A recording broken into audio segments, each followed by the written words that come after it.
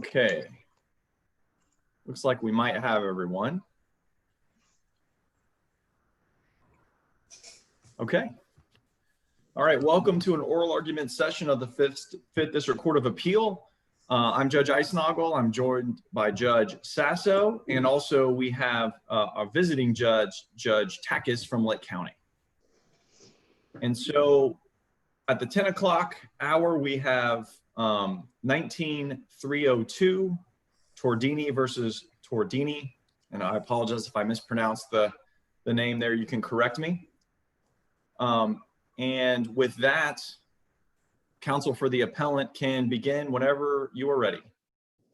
May it please the court. My name is Sheila Ennis, and I represent the appellant Joy Traxman Tordini, the wife and petitioner below in this appeal of a final judgment of dissolution of marriage. In our brief, we have raised three issues that we believe merit appellate attention. One of them is the amount of alimony awarded. The other is the amount of attorney fees awarded to the wife. And the other is the terms of the payment plan for the attorney fees put in place by the trial judge. Before I get into the substantive issues on appeal, I'd like to touch very briefly on the standard of review. Going back to the Kanakris decision in 1980, in family law cases, awards of alimony and attorney fees have typically been reviewed for an abuse of discretion. This is a reasonableness standard, which is by very definition vague and broad, and it leaves people at the appellate courts with no clear idea of which discretionary act is going to rise to a level that would merit reversal versus affirmance. It's an unknowable degree for us. Counsel, before you get into the various issues, two or three, depending on how you separate them, I just wanted to clarify with you, if this panel were to reverse on the alimony issue, then would you agree it would be difficult for us to address any of the attorney fee issues because the attorney's fee issue may completely change based upon what the new alimony award would be? Not necessarily. That would be only if the attorney fees were to be coming from the husband's income. The husband has sizable assets which could be used to pay the attorney fees outright without. Well, but if the husband has substantially less income under a new alimony award, then how would we address that right now without knowing what that new alimony award is and what the new income is? Oh, I understand what you're saying. Well, it wouldn't affect the attorney fees if, I guess I'm misunderstanding you. If the attorney fees were awarded from his liquid assets, he inherited a $60,000 bank account and has inherited as non-marital property a house that by his own testimony is valued between 300. Right. I guess all I'm saying is that if husband goes from, substantial disposable income each month to zero disposable income each month, wouldn't that necessarily impact the attorney fee analysis? Well, it would have to, of course. Every time you do a family law case, all of the issues are interrelated. That's really all I was trying to clarify with you. But so go ahead and why don't you address the alimony issue? The alimony issue. Well, this was a long-term marriage. They were separated after 21 years, but they stayed married for 33 years. And the wife is disabled. She's an amputee, cancer. Yeah, counsel, we've read the briefs. So if you want to skip the factual background, I mean, we're aware of it. Okay, we'll cut right to the chase. The husband's undisputed monthly net income is $6,609, offset against the wife's monthly income in the $400 range. The record supports that the husband's monthly expenses were $4,251, and I laid that out very carefully in my brief from the colloquy with the court and the very intense cross-exam on the husband's financial affidavit. So that gave him surplus income of $2,300 and change, which was going to go up to $2,500 and change when he paid off the last $600 of a consumer card for lumber liquidators. And the husband's surplus, what's important to me, was arrived at after his lifestyle expenses were fully covered. Vacations were covered. His gym membership was covered. grooming, dining out, and we spent 3 pages of testimony discussing what the cost of the dog food was for the new puppy he went out and obtained. And the irony of that should not be lost on anyone. The wife's alimony, her undisputed needs were after taxes were $3,500, and she was awarded only $1,750. So she's got a chronic monthly shortfall that she has no ability to generate. Would you agree that the shortfall is, one could look at it that basically all of her monthly expenses except for the health insurance would be covered by the alimony award that the trial court awarded in this case? Close to it. I do agree with you. The health insurance the wife testified about was $1,100 a month. The COBRA was unaffordable. It's also accurate that on this record, that is an estimate, right? She does not currently have or have any sort of certainty about what her actual health insurance payment will be. No, we could not know that. The only thing we had with certainty was the cost of COBRA, of the husband's insurance to maintain after the divorce, and that was in the $2,000 a month range. We did not know. And so in awarding alimony here, the trial court basically ensured that all of her monthly expenses, except for the health insurance that right now is unknown, is covered. Yes, but the judge made a very special point of pointing out in the ruling transcript how important it was to provide for the wife to have that level of coverage. And she specifically spoke of the $1,100 a month estimate as what she was including in the wife's needs. And does she have the potential to have health insurance, Medicare or Medicaid? In other words, no out-of-pocket costs for health insurance? According to the wife's testimony, no. Her many serious health complaints and the cost of the prescription drugs alone is where the cost becomes a wild card. It's not. And I'm sorry, I should have asked, did the trial court make a finding as to whether that is a potential for her to obtain health insurance? No, the judge said we don't know that and we can't take a risk, can't take a chance with that expressly. And again, that's in the ruling transcript, which is part of the record. And that finding by the trial court has not been challenged, right? No, there is no cross appeal. And so the wife's monthly needs, the husband's income, all of those things are unchallenged and accepted as valid findings of fact. Let me ask you this. If the trial judge had made a sort of a different finding, right, and said, look, when parties divorce, it's often difficult for both parties to everybody to live at the same level that they've always lived. And, there's just sort of financial realities. And if the trial judge had found, look, I find that that in this case, the former wife, needs to be on Medicare instead of very expensive private insurance, would that have been an abuse of discretion? Had the trial court, now the trial court didn't make that finding, but if the trial court had made that finding, would that have been abuse of discretion? No, not necessarily, but there would have had to have been specific finding as to, it's not the Medicare, it's the Plan B, the Plan C, the prescription plans you are out of pocket on. Those are not, prescriptions are not covered by Medicare, and your regular doctor visits are not covered. Those require supplemental plans, and they have varying costs depending on, which level you enroll in. And actually, although it's not part of any record anywhere here, it is a nightmare to figure out which plan is most cost effective based on typically the medications you're on. The wife testified she's on a lot of medications, and understandably so for her chronic conditions. So that is something that would have been a mini hearing unto itself. Medicare is fine for basic coverage, but where are you going to get Plan B and Plan C for free? I don't know of any source for that. So you touched a little bit on this abuse of discretion issue. The statute does constrain the trial court's discretion somewhat. There are explicit provisions that the trial court shall comply with, and I think you might agree that the trial court did comply with all the express statutory requirements. Would you agree with that?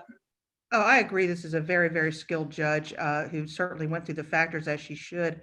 But if I could return to the standard of review again, while the alimony amount and the attorney fee amount are subject to that traditional abuse of discretion standard of review, I do think that the payment plan for the attorney fees should be treated somewhat differently.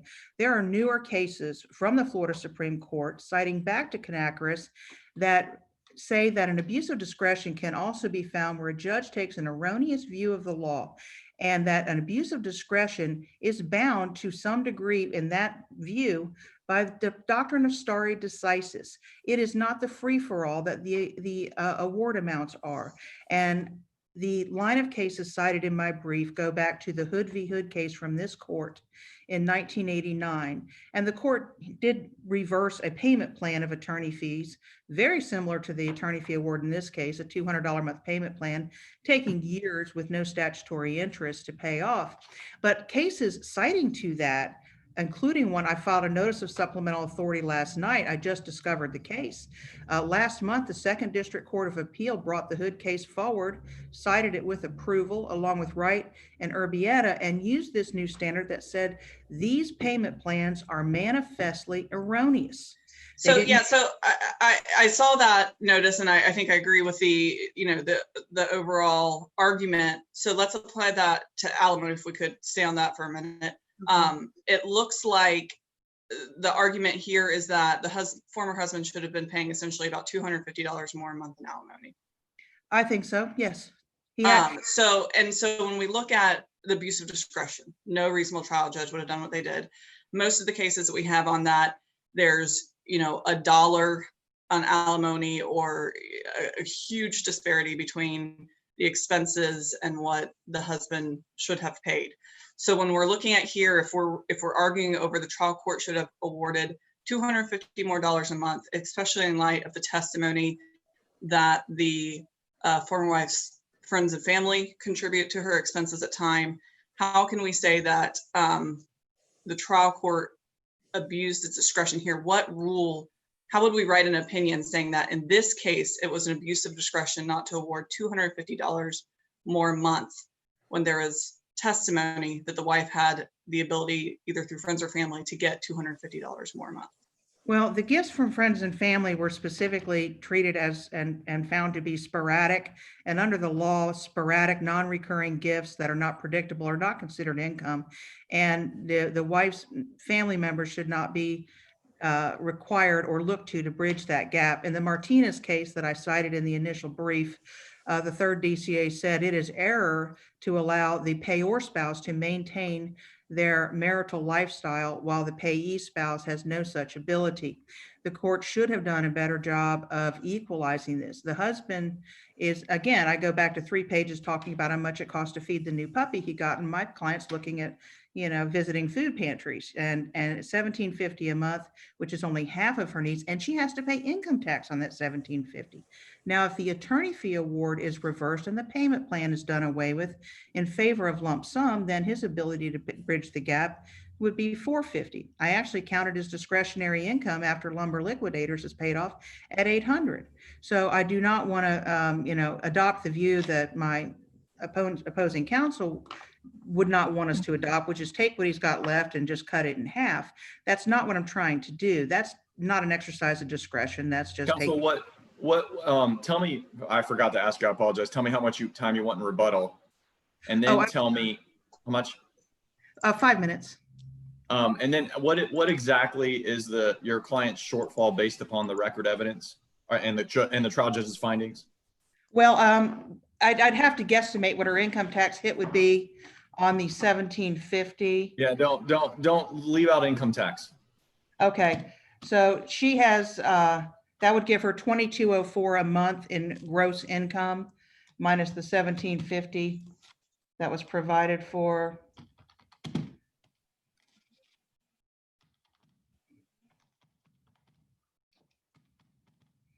That puts me at a $1,300 a month shortfall, $1,296. Okay.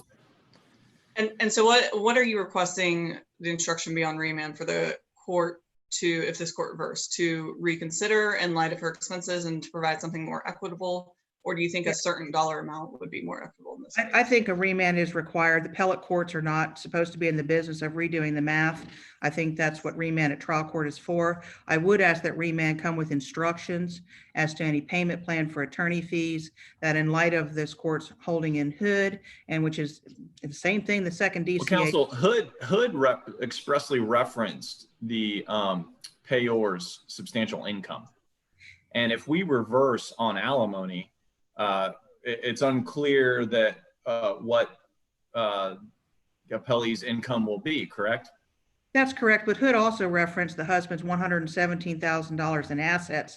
The husband in this case, depending on whether you include the pension or don't include the pension, has between $500,000 and $800,000 in assets, and some of them liquid. So there is that component beyond his income that could be looked to. It's our position, no payment plan should be required at all. The husband has the ability to pay, it's liquid, and he should be required to do so without defeating the purpose of 6116 by making the attorneys on the other side wait for fees indefinitely. As the time of trial, we had not been paid one dime. And we sit here today on fumes and hopes.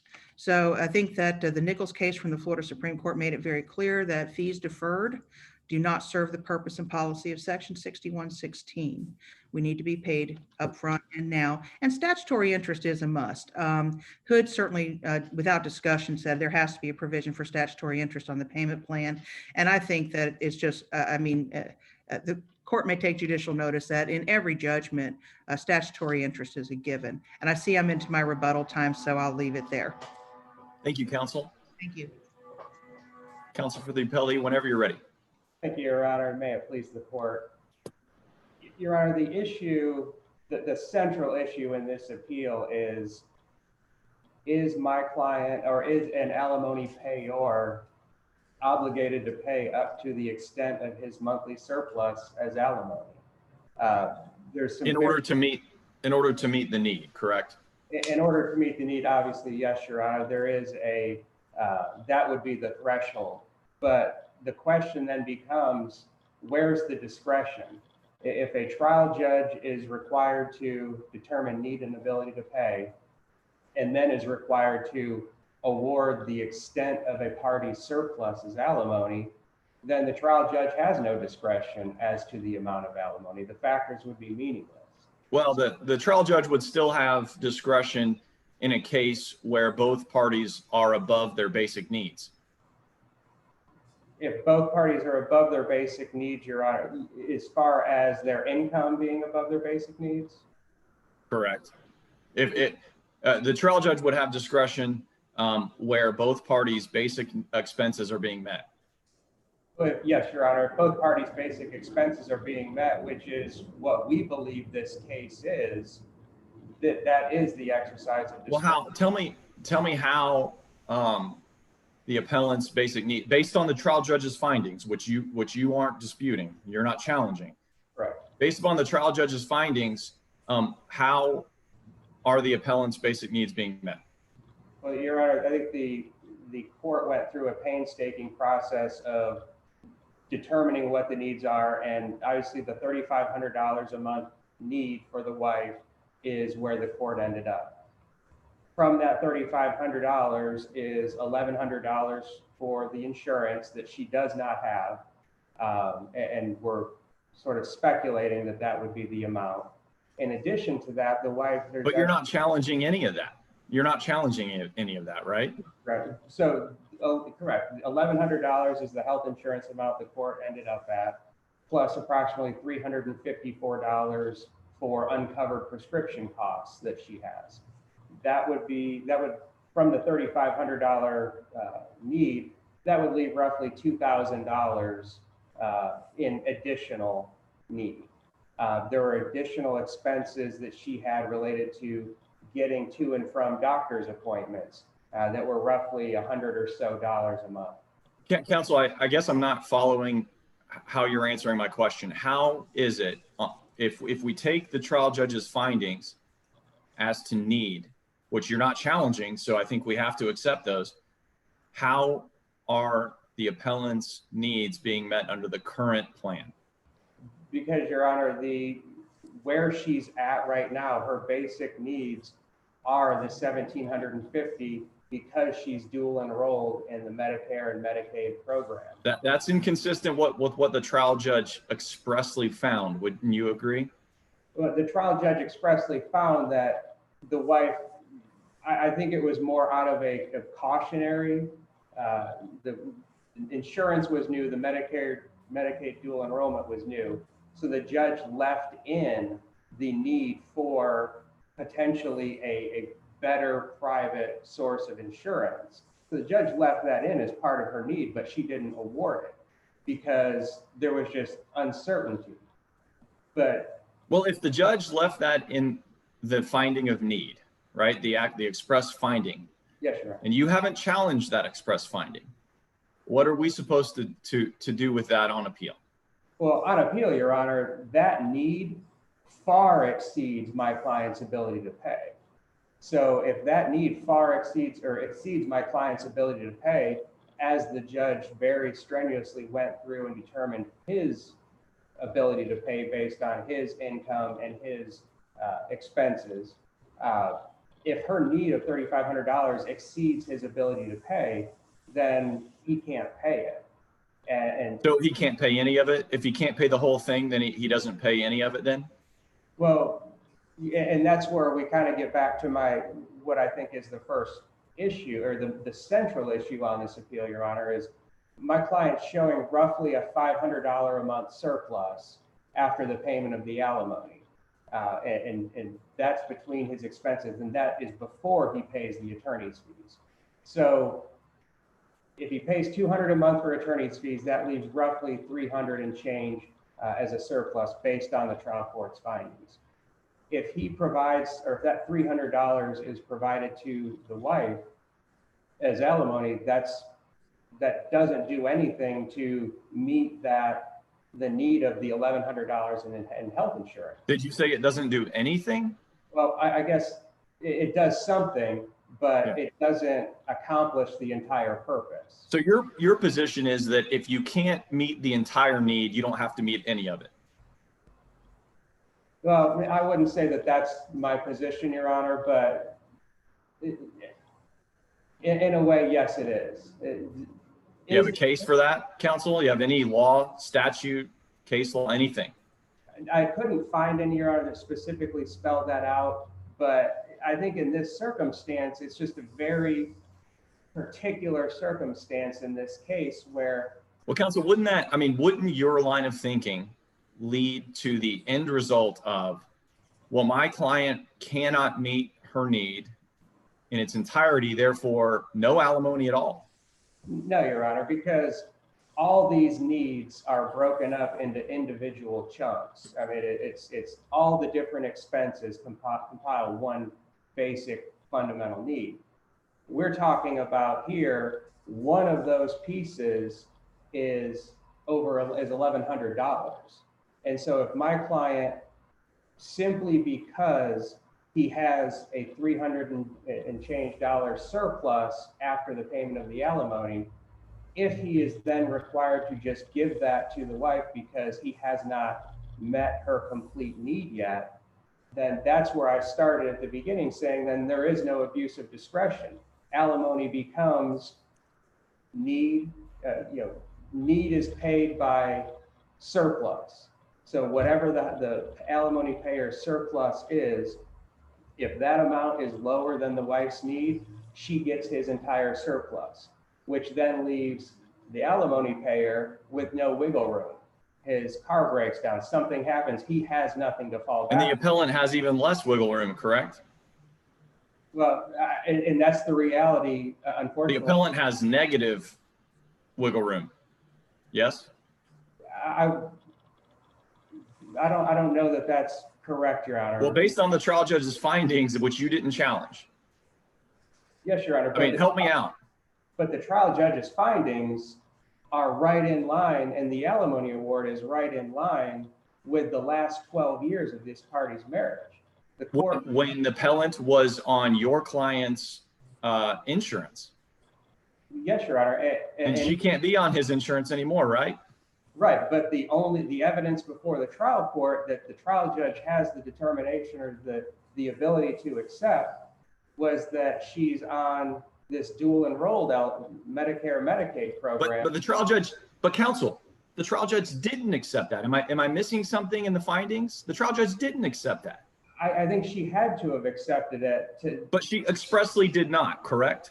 but she left the allowance for the $1,100 insurance as part of the need because of the uncertainty, because it was all right before the final hearing.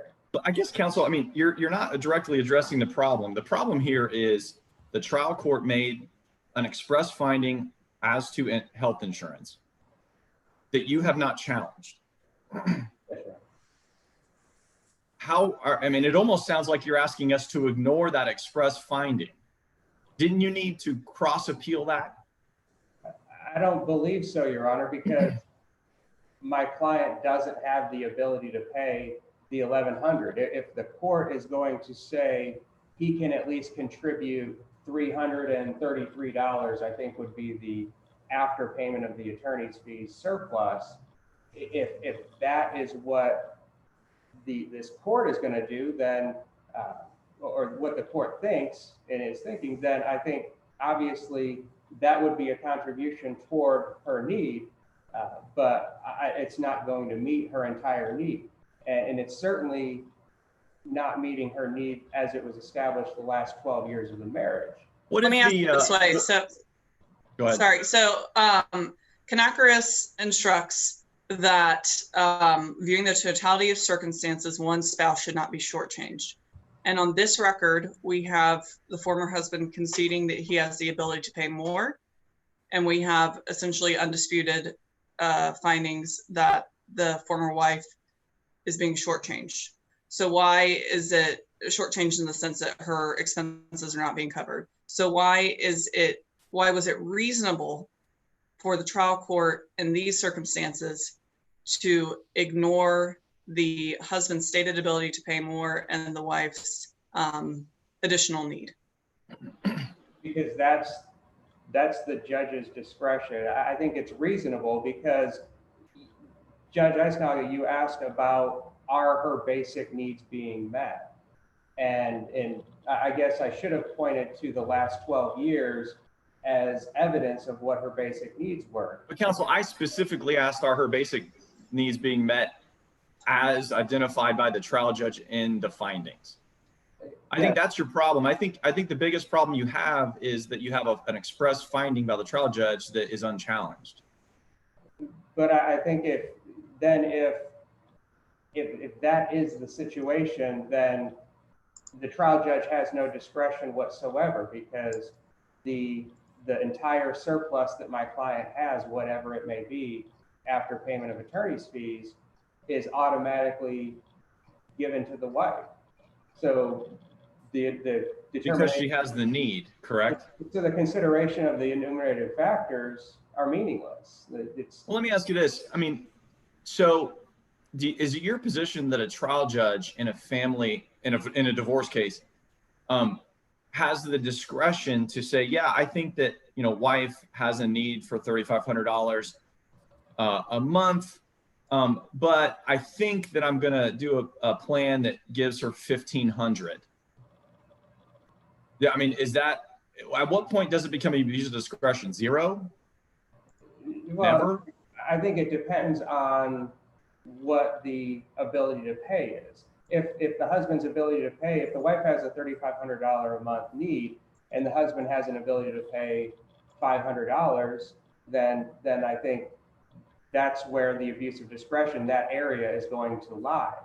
If he has the ability to pay $3,500 and she has a need for $3,500 and the judge awards $500 or $1,000, obviously, yes, I would certainly agree that would constitute an abuse of discretion.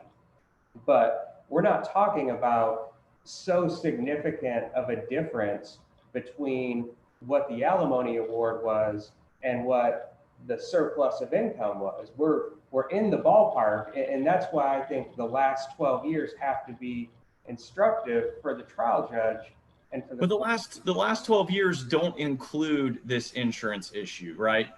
Yes? You agree with that? Correct, Your Honor. Right. And now after the divorce, insurance is an issue, right? It's an issue, yes, Your Honor. How it's resolved, she has had during the marriage a no-cost health insurance option that clearly didn't cover all of her prescriptions because she still pays $345 a month for prescriptions as part of her need. And she has expenses for traveling to the doctor. So she has had that during the marriage. And for the last 12 years, my client has provided her with anywhere from $1,200 to $1,300, and she's sporadically received money from family. I think on average, it was between $100 and $500 was her testimony a month. So that amount of money, just looking at that money first, that amount of money that she received both from family and from my client for the last 12 years would be roughly $1,700 to $1,800, which is right in the range of where she is now with the alimony. And then going— Except for that doesn't account for the value of the health insurance she was receiving, correct?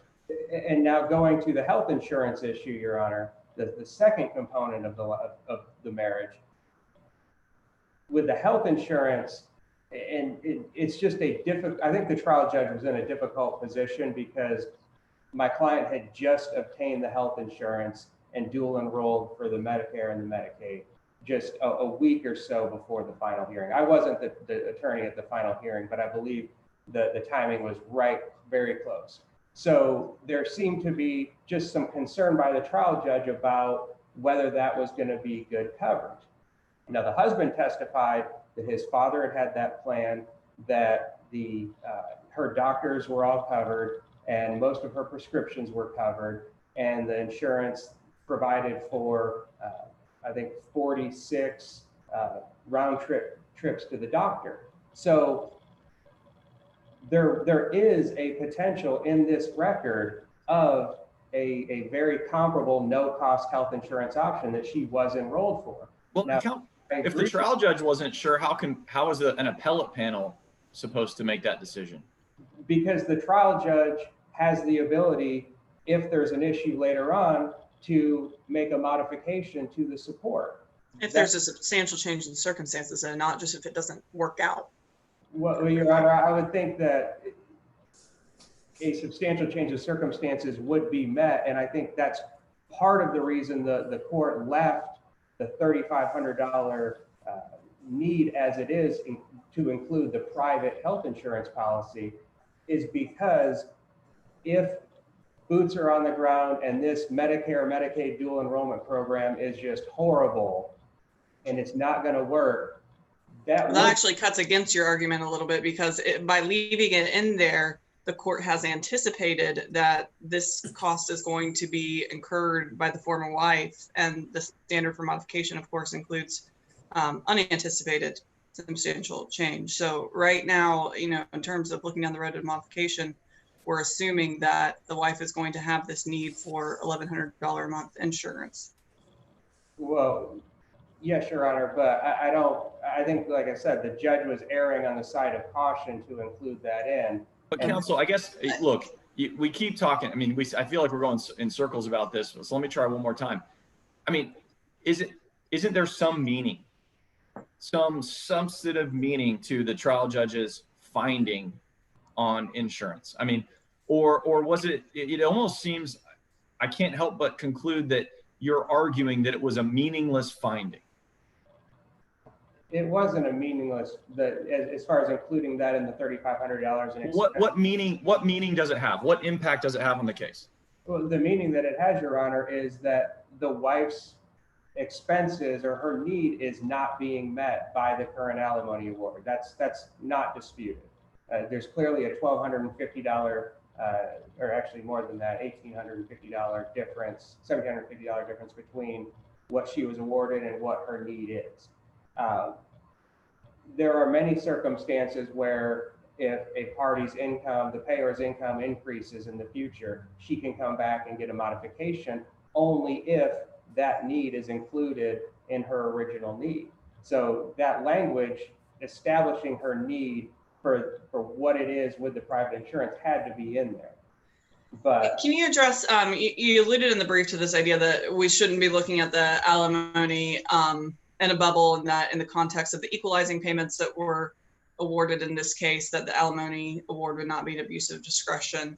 Do you think that those in terms of the equitable distribution, that this court should consider that at all in terms of whether the actual alimony award was an abuse of discretion? Well, obviously, Your Honor, one of the factors that this judge did consider is the marital and non-marital assets distributed to each. And once again, as Judge Eisnagel started at the beginning, if you reverse and remand on alimony, does that affect fees? They're all intermingled. So if this court looks to equitable distribution, then it's certainly going to affect. I know he received a $56,000 bank account related to the rental home that he had just inherited. If this court looks to that as a possible way of meeting the wife's need, then that has to that account. The testimony was that it was for the renovations of the rental property, which are necessary to derive rental income from. So if this court starts looking at some of the equitable distribution as a way to make a lump sum payment of alimony or a higher amount of alimony or a lump sum payment towards attorney's fees, there's going to be ramifications down the road. Because if my client can't use a lot of these assets he was awarded, then he's not going to derive the rental income, which was a $1,400 a month component to his monthly income. And if that rental income goes away, then that is going to just affect everything else. So I believe, obviously, yes, the court has to consider the equitable distribution, but I don't see here that the distribution is so much greater than certainly he has or that gives him a greater ability to pay alimony when you look at what his actual just monthly surplus is. Thank you, counsel. Okay, and appellants, counsel, you have 4 minutes and 23 seconds. I'll be very brief. We're talking about because the husband can't meet all the shortfall, he should therefore not have to meet any. And I reject that. That if you buy into Appellee's argument for one moment and say, take out that $1,100 in health insurance, that would leave my client with $196 a month shortfall before taxes. $200 a month would make all the difference in the world to her. The assets she received in equitable distribution, the house is not liquid. She has no. But wouldn't that be proper for the legislature to put in the statute, if that's the case, that a trial court must always award the full need of the lower income spouse's needs, regardless of the gap in the discretionary income that the paying spouse would have? Wouldn't that need to be a rule of law for the legislature? No. I think that doesn't invade the discretionary power of the trial judge at all. In this case, the reason we say it's an abuse of discretion is because there is surplus. I actually counted an $800 a month surplus in the husband's income, and any amount of that is going to help out my client. And if you look at the transcript on page 246, a husband's trial counsel conceded husband had the ability to pay $2,000 a month, flat out said it. He says, of course, I hope you do it less. Counsel, I think Judge Sasso's question is really more just is there any statutory authority for the proposition that that one party in a divorce proceeding must have all of their basic need met as found by the trial judge? Of course not unless you're dealing with one of the good fortune marriages like in Dunn v. Dunn, where it's very important that the marital lifestyle be maintained, where there was adequate resources on the paying side of the equation. In this case, there is not enough to meet the wife's need. However, husband's needs. You're more relying on the case law, right? Absolutely. That says, look, one party can't be shortchanged. That, I think the point is that's not in the statute, right? It's not, but case law is good law. And the Martinez case in my brief, and there's other cases for that proposition, says if you're going to let the husband maintain his lifestyle in full, which this judge did, all of his lifestyle expenses covered, every single one of them, then you cannot make it so the wife does not receive as much of her lifestyle as possible. I think that the scales weighed too heavily against my client in this case, and we can at least do a better job of trying to balance with the resources that we do have. And that leads to my last point, and I realize I'm short on time. From where is the wife supposed to get $12,400 to pay her own attorney fees?